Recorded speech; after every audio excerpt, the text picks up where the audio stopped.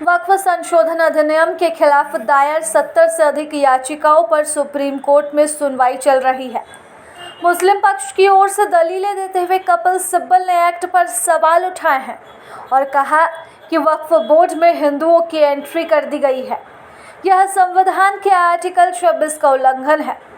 उन्होंने कहा कि आर्टिकल 26 धार्मिक संस्थाओं के संचालन की स्वायत्तता देता है।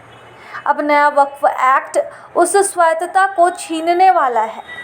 कपिल सिब्बल ने कहा कि अब तक वक्फ काउंसिल और बोर्ड के मेंबर मुसलमान ही होते थे, लेकिन अब हिंदुओं को भी इनमें एंट्री होगी। उस पर चीफ जस्टिस ने कहा कि आपकी दिक्कत क्या है। इस पर कपिल सिब्बल कहते हैं कि यह तो संसद में बनाए कानून के जरिए मूलभूत अधिकार छीनने जैसा है।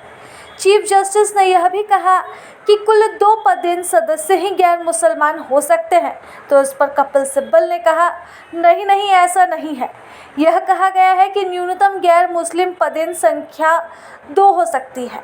आर्टिकल 26 के अनुसार सभी सदस्य मुसलमान ही होने चाहिए, लेकिन अब नए एक्ट के अनुसार 22 में से 10 ही मुसलमान होंगे।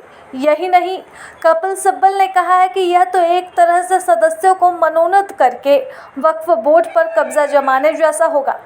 उन्होंने 1995 के वक्फ एक्ट का हवाला दिया और कहा कि तब तय हुआ था कि बोर्ड के सारे सदस्य मुस्लिम होंगे। यही नहीं, कपिल सिब्बल ने वक्फ बोर्ड को लेकर कलेक्टर के पावर पर भी सवाल उठाए। कपिल सिब्बल ने कहा कि कलेक्टर को यह ताकत दी गई है कि वह तय करे कि कोई संपत्ति वक्फ है या नहीं।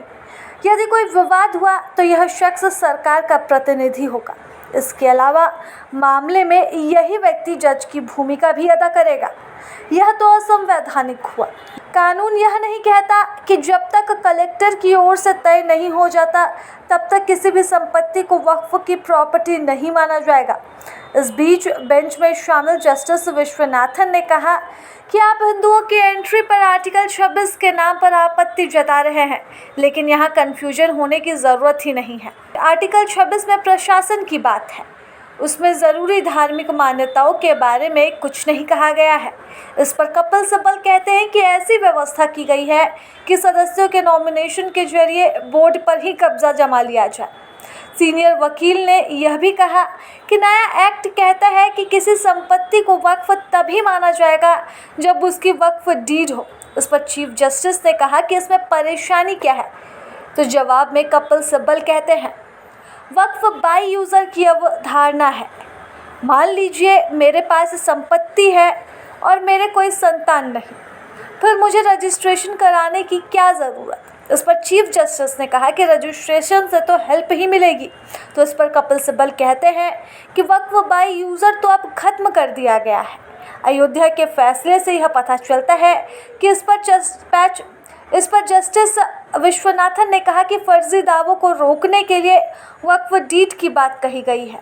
तो इस पर कपिल सिब्बल ने कहा कि यह इतना आसान नहीं है। वक्फ की संपत्तियां सैकड़ों साल पुरानी है। वे तो 300 साल पुरानी संपत्ति की भी वक्फ डीड मांग लेंगे। असल में यही समस्या है। प्रभात